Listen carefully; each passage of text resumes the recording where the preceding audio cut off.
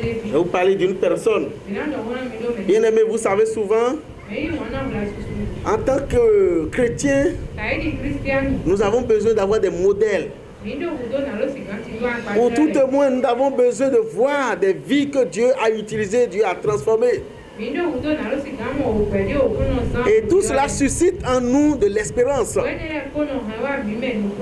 Bien aimé, le texte que nous avons lu ce matin, je vais me permettre de retourner un peu au texte en vous le relisant. Ainsi il dit, Jacob disait, Judas, tu recevras les hommages de tes frères. Ta main sera sur la nuque de tes ennemis. Les fils de ton père se prosterneront devant toi.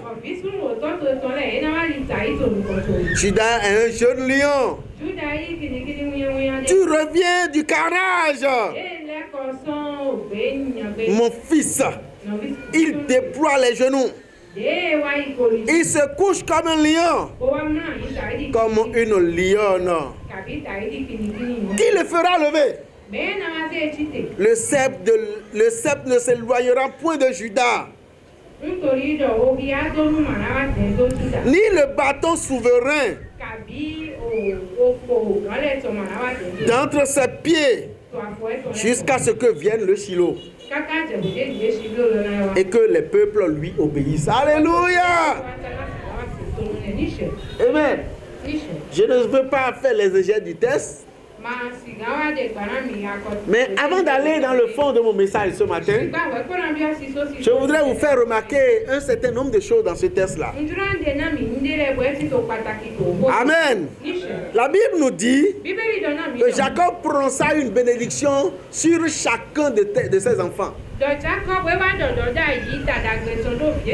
Chacun des 12 a reçu une bénédiction particulière. Et lorsqu'il arriva sur Judas, voilà les paroles qui sont sorties de la bouche du patriarche. Il lui dit, toi Judas, ce sera à toi de recevoir l'hommage de tes frères. Et ta main sera sur la nuque de tes ennemis. Vous savez que la nuque là, c'est l'endroit l'un des plus, sinon le plus dangereux de notre corps. Hein? Le coup que la poitrine peut recevoir.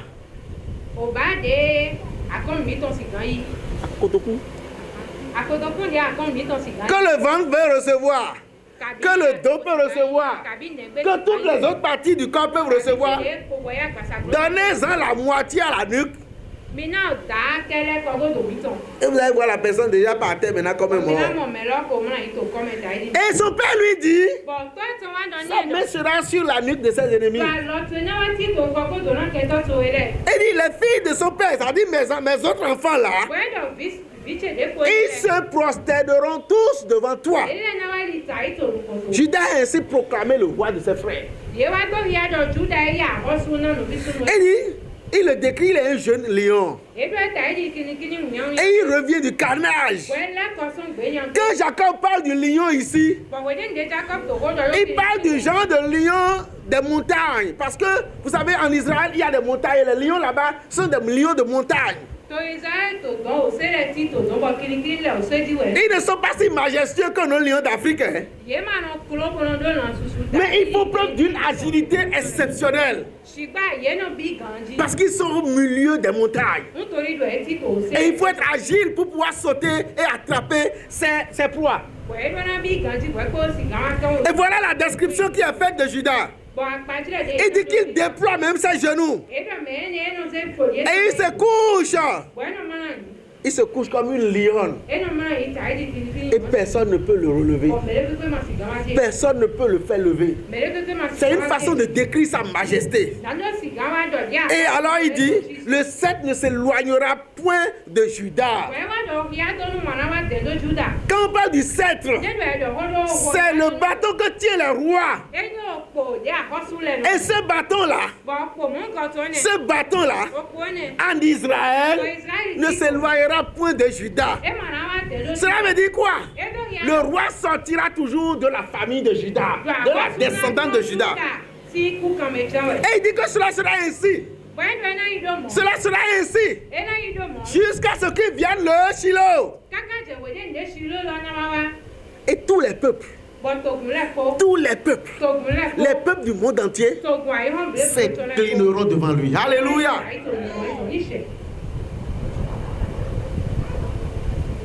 S'inclineront devant lui. C'est qui le Shiloh? Le Shiloh, ça veut dire, ils ont préféré remettre Shiloh parce que c'est mieux dit. Mais l'interprétation qu'on peut donner littéralement, c'est l'envoyé. Jusqu'à ce que l'envoyé arrive. Autrement, le Messie survienne. Et il dit, quand le Messie surviendra, toute l'humanité s'inclinera devant lui. Gloire au Seigneur Jésus. Voilà ce que le texte nous dit. Et j'ai intitulé le thème de mon message ce matin, Judas, l'espérance de la rédemption. Judas, l'espérance de la rédemption. Dans l'histoire biblique, bien aimé, Judas, quatrième fille de Jacob et de Léa, occupe une place centrale. Occupe une place importante parmi la descendance des patriarches. Bien qu'il ne soit pas l'aîné, Dieu a choisi sa lignée pour accomplir ses desseins. Allant jusqu'à faire naître de lui le Messie, Jésus-Christ, appelé le lion de la tribu. Est-ce que vous comprenez pourquoi on parle du lion de la tribu de Judas? C'est là-bas, c'est dans ce texte-là que cela provient. Sa vie atypique est un véritable exemple de la main de Dieu dans la conduite de la vie humaine vers la rédemption.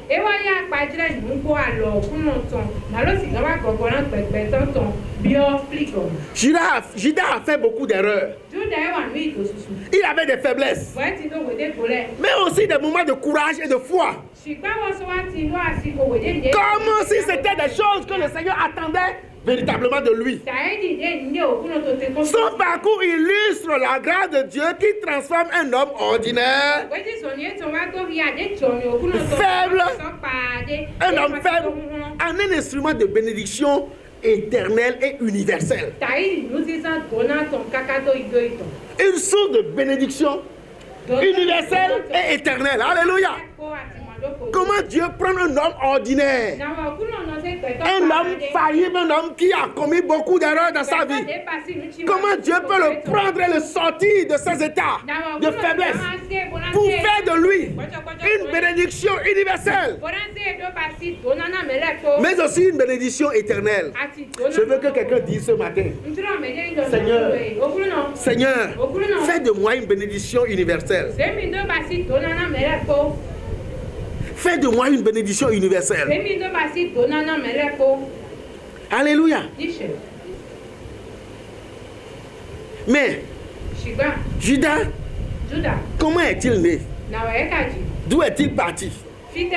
Nous devons savoir qu'il est né de Léa. Amen. La femme qui n'était pas aimée.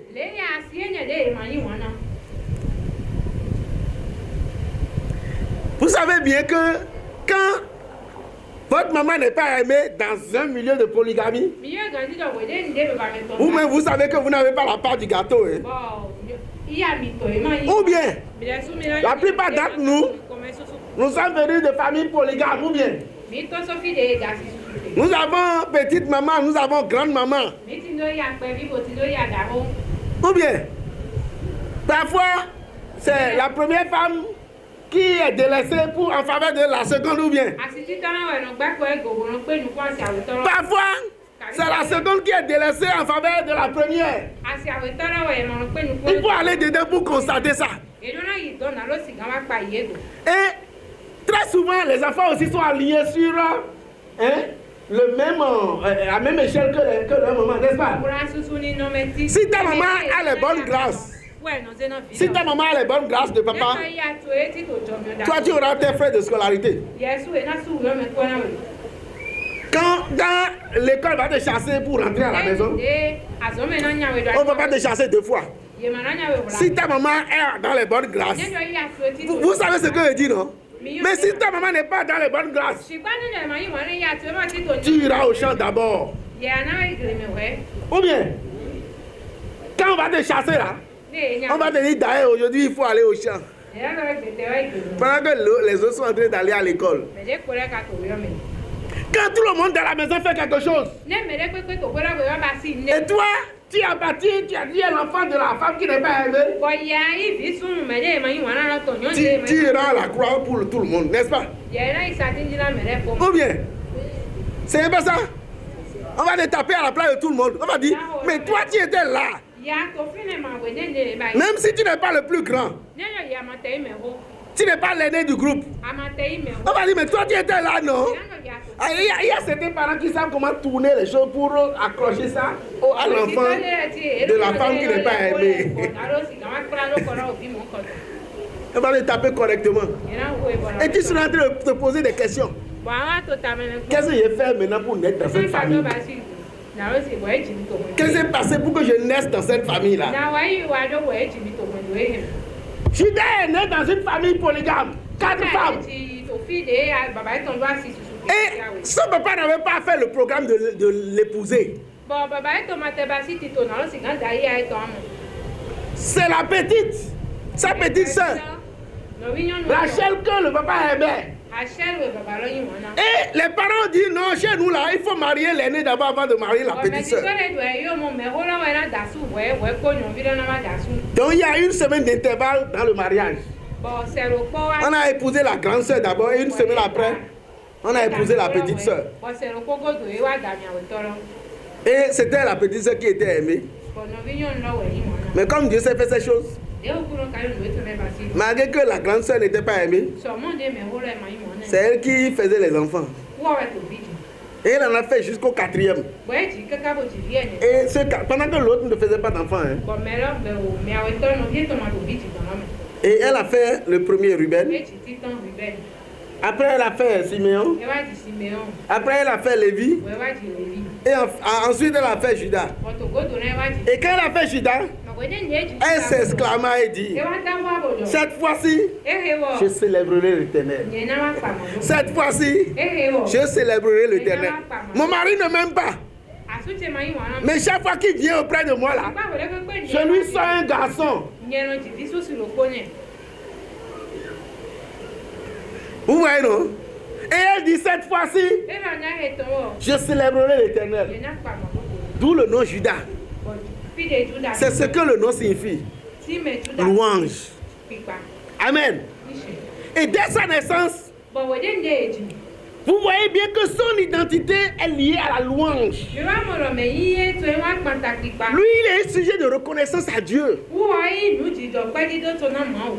En réalité, comme Judas, chacun de nous est créé pour glorifier Dieu. Peu importe les circonstances de notre naissance, peu importe notre famille, peu importe d'où nous venons, notre race, nous tous, nous naissons pour glorifier le Seigneur. Ceux qui comprennent ça dans leur vie, ceux qui comprennent vite ça dans leur vie, on peut aussi dire d'eux. On pourra aussi dire d'eux. Judas, l'espérance de la rédemption. Amen. Amen. Alors bien aimé, il me plaît maintenant de vous montrer un peu que ce Judas dont nous parlons là, ce n'était pas un homme parfait.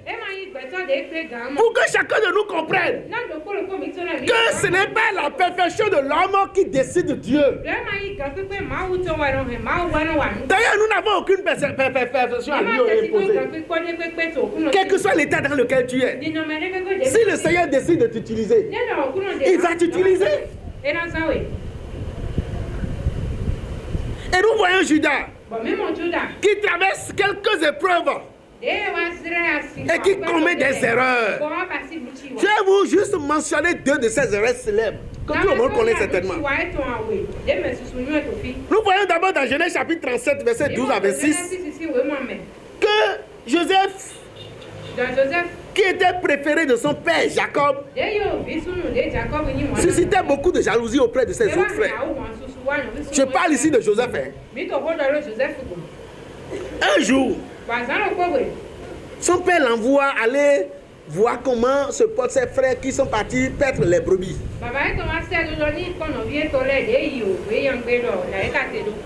Joseph est le rêveur. Mais non. C'est lui qui avait rêvé que les étoiles et la lune et le soleil tous s'inclinaient devant lui. Vous vous rappelez, non? Et quand il venait comme ça, ses frères ont dit, ah, voici le réveil, il vient. Il pense que nous allons nous incliner à lui. Ah, il s'imagine que nous serons ses sujets. Si nous finissons avec lui maintenant, on verra bien avec quelle tête il portera cette couronne-là. Et quand il est venu, ils l'ont pris, ils l'ont déshabillé et ils l'ont jeté dans une citerne. Qu'il soit là en attendant que la nuit vienne, on va lui couper la tête. Et son habit là, ils ont tué une des brebis et ils ont mélangé le sang sur l'habit, ils ont versé le sang sur l'habit. Lorsque les caravaniers passaient, les gens qui font les commerces passaient, Judas propose, il dit, ah, au lieu que nous tuions notre frère et que ce sang repose sur notre tête, et si on le vendait? C'est Judas qui a fait cette proposition-là. Plus tard, nous verrons qu'il a fait cette proposition pour faire échapper son frère.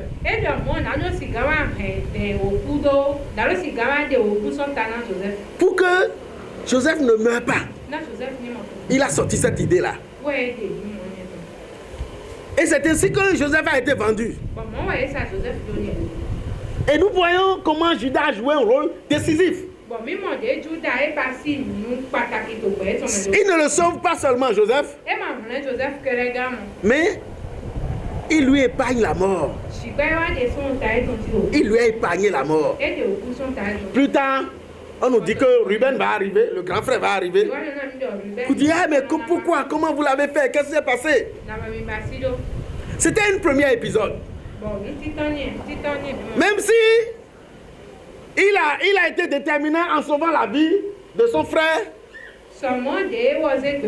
il a participé au complot. Il a participé au complot. Donc ce n'était pas un homme parfait. Ensuite, la Bible nous dit que quand ces événements se sont passés, il s'est séparé de ses frères. Et il s'est éloigné. Et il est parti se mêler aux Cananéens. Il a même pris une femme là-bas. Et il a eu 3 enfants. Onan et Sheila. On nous dit qu'elle a épousé Tamar. Vous voyez, quand je préparais le message, j'ai essayé de voir pendant combien de temps tout cela s'est passé. Vous savez, lorsque Joseph a été vendu, il est resté dans les sillages de Potiphar pendant 13 ans. Et il est devenu prince en Égypte. Peu après, on nous dit, les 7 années grâces sont arrivées, ou bien?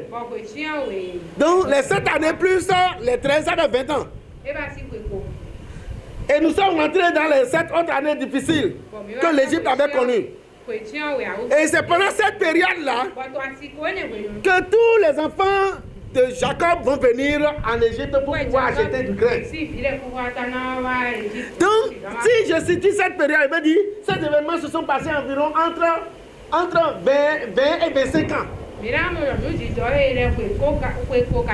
Pendant ces 20 à 25 ans-là, Judas a déjà trouvé femme.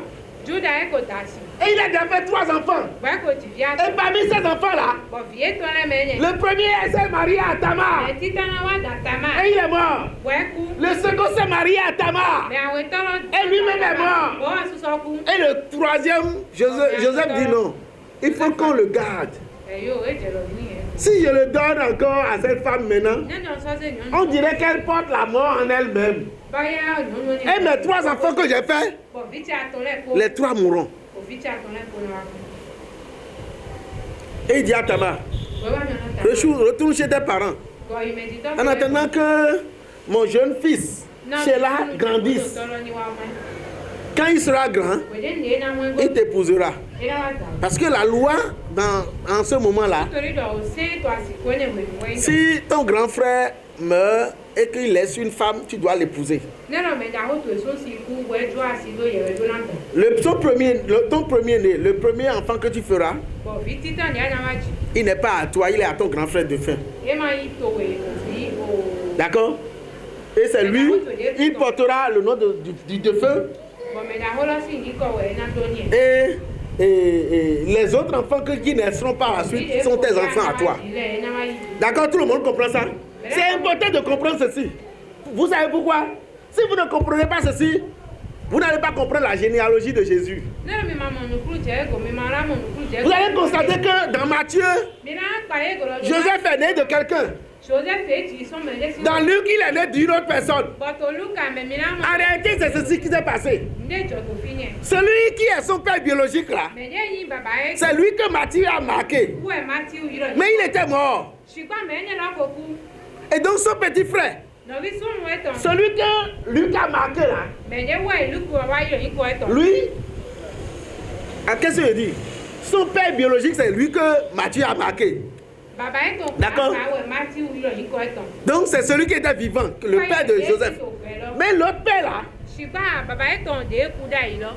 c'est le père, comment je vais dire, le père imaginaire. Hein? Le propriétaire de la femme qui a mis, c'est-à-dire le propriétaire de la maman. Lui là, il est mort avant d'avoir fait un enfant. Est-ce que vous comprenez ça? Parce que quand vous lisez les 2 généalogies, vous vous dites comment est-ce que le père de Joseph n'est pas la même personne des 2 côtés. Et on dit la Bible se contredit, la Bible se contredit. Non, la Bible ne se contredit pas. C'est exactement ce qui s'est passé ici, qui s'est passé là-bas. Que le Seigneur nous bénisse. Et il est bon de souligner ces choses parfois. Pour lever les équivoques, pour lever les doutes de la tête des uns et des autres. Alors, bien aimé dans le Seigneur, cette femme Tamar là, elle va retourner chez elle, espérant que Sheila grandisse pour qu'elle puisse le marier. Elle attendait, les années passaient. Sheila n'a pas grandi. Un jour, elle apprend que son beau-père est revenu dans le village pour tondre ses brebis, pour enlever les poils de ses brebis, parce qu'une saison arrive et on tond les brebis. Quand la période de l'hiver passe, on tond les brebis pour qu'elles puissent grandir. Et quand elle a appris ça, elle s'est habillée en prostituée. Elle a fait un guet-apens à son beau-père. Lui-même a trouvé femme. Et il a récupéré. Et il va faire ce que les hommes font avec les femmes. Et il n'avait pas de quoi payer. Tamar lui dit non, ne te gêne pas. Si tu peux me donner ton bâton. Son set qui s'élève dont Jacob a parlé là. S'il peut donner son bâton et sa ceinture, le reste là, ça va dire bâton, qu'est-ce que je vais faire avec ceinture? Garde ça. Après, je vais t'amener ce que je te dois. Plus tard, il est arrivé. Mais où est la prostituée qui restait à la porte ici là? Il n'y a pas de prostituée dans notre village ici. Hein? Moi-même, j'ai vu une prostituée ici. Je dis non, ok. Tant pis, il est parti. Des mois après. Hey! On dit Tamar est tombée enceinte. Tamar est tombée enceinte. Par quel mystère Tamar peut-elle tomber enceinte? On l'a conduit vers son beau-père. On l'a dit adopté. Son mari est mort. Et elle attend le jeune frère de son mari de grandir pour pouvoir l'épouser. Et elle est partie choper une grossesse. Elle a dit, femme, parle. Parce que tout ce qui lui reste, c'est la lapidation et la mort. La femme dit, ma grossesse a un propriétaire. Permettez-moi de dire qui c'est. Avant de recevoir les pierres et de mourir. C'est justement celui qui tient, celui à qui appartient ce bâton et ce seau. Quand ils ont pris ça, ils ont observé. Ah, Judas, fils de Jacob. Ah, Judas met la main sur la tête. Il dit donc c'était toi, cette prostituée-là. Oh, écoutez, cette femme n'a commis aucun péché.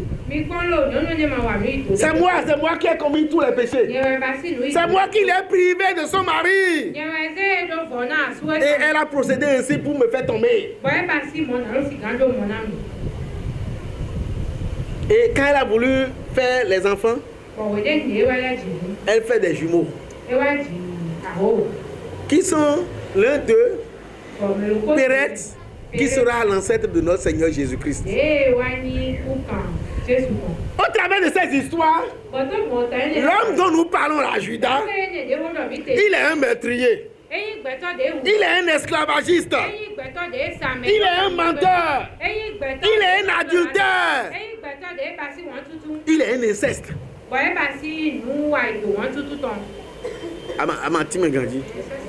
Inceste là, c'est lorsque quelqu'un va au sexe avec quelqu'un de sa famille, avec son parent.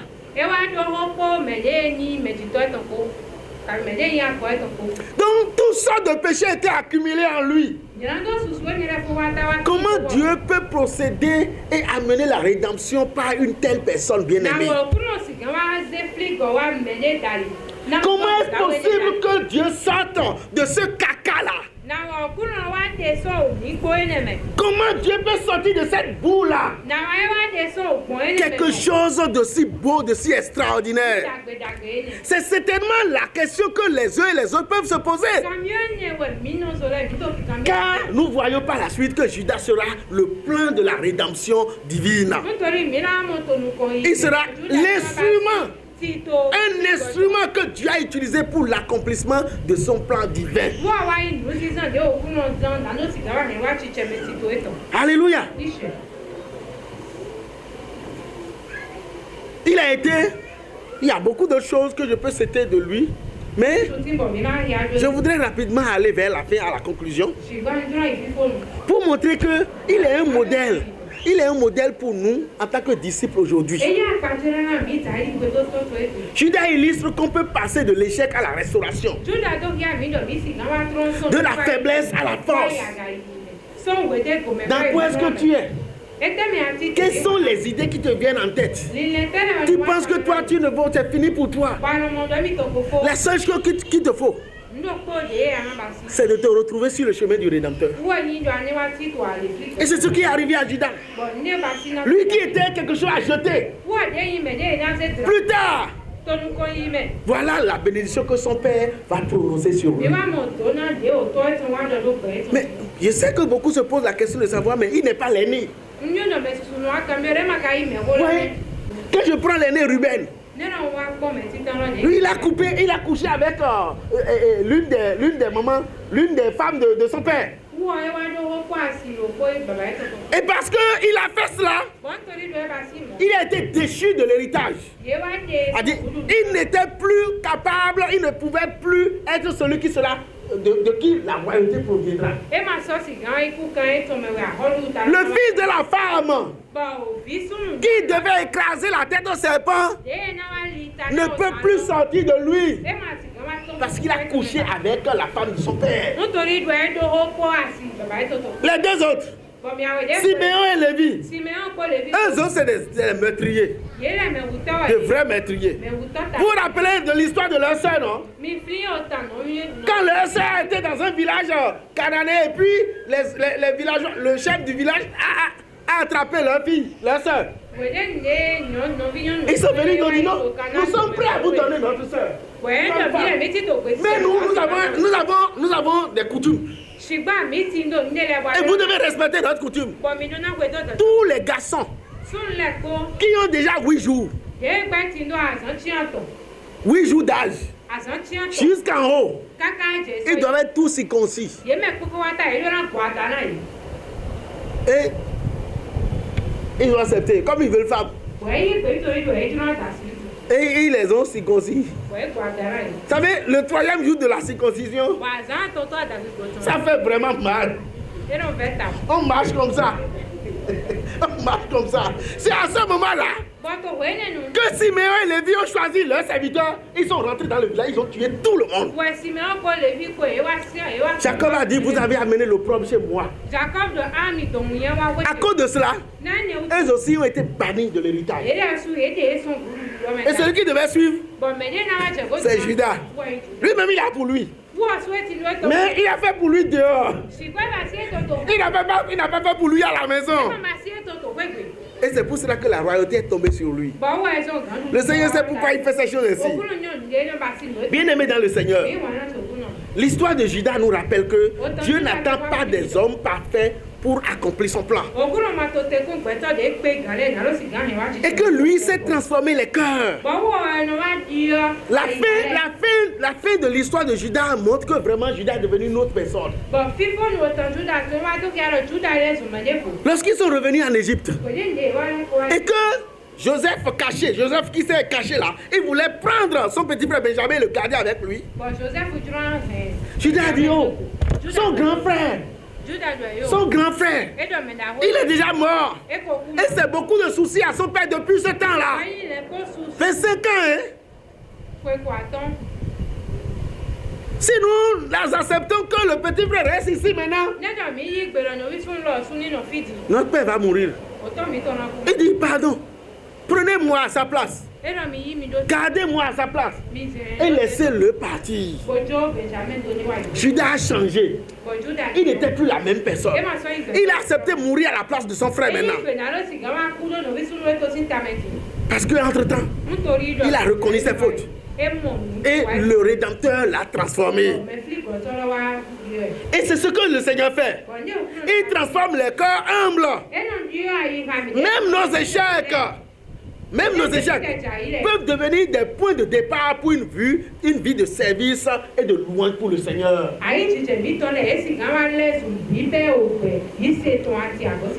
Et à travers la vie de Judas, nous voyons l'accomplissement du suprême plan de la venue du Rédempteur Jésus-Christ. Le lion de la tribu de Judas, bien aimé dans le Seigneur, plaçons notre foi en lui. C'est en Christ que nos faiblesses peuvent devenir des forces. Et que notre histoire peut prendre une nouvelle tournure. Cher bien-aimé, quel que soit ton passé, Dieu peut écrire une nouvelle histoire avec ta vie. Si tu crois en lui, si tu crois en lui, si tu peux te repentir comme Judas s'est repenti, tu deviendras certainement un instrument de bénédiction, non seulement au niveau de ta génération, mais pour les générations futures. Alors, cher bien-aimé, quelqu'un veut-il faire le pas aujourd'hui? Je voudrais vous inviter à vous tenir debout.